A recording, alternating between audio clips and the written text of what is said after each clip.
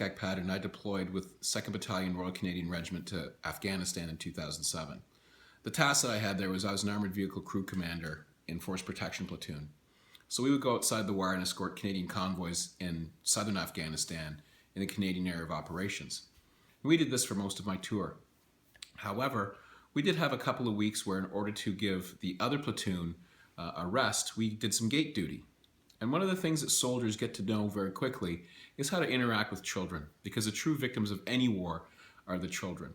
So I was asked about probably the best day that I had in Afghanistan. The best day that I had in Afghanistan was my section, which is made up of young soldiers, and I were out at the main gate and in our security compound. And we used to get these kids that would come by all the time.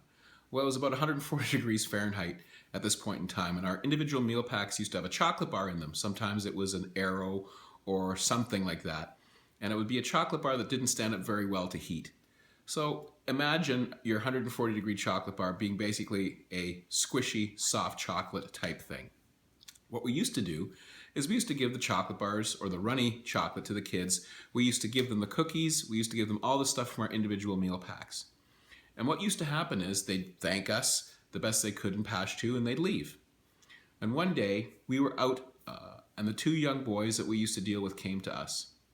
And what we would do is the Canadians, before they go outside the wire, you'd stop at a loading bay, which is basically a berm, and you'd put a round up the spout, you'd load your weapons, and you go out and leave Kandahar airfield. And in the best broken English they told us was that there was something at the loading area where we shouldn't go.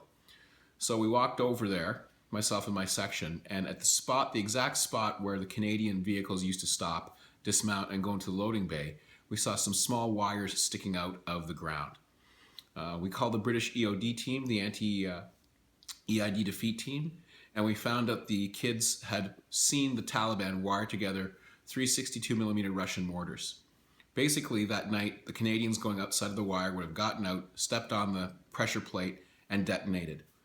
These young fellas saved countless Canadian lives, and the only reason they did it is because soldiers care for children.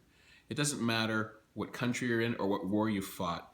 Soldiers are the ones that have the closest interaction with the children. So I like to believe this. We treated those Afghan kids nicely, we treated them decently, and we interacted with them to the best that we could.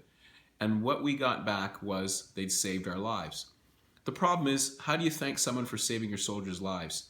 You can't give them money, you can't give them an iPod, you can't give them anything that they would not have in their village. So what we ended up doing was trading different things and getting them a bicycle that was built in Afghanistan.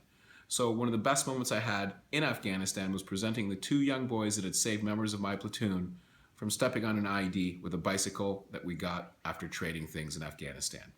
Thank you.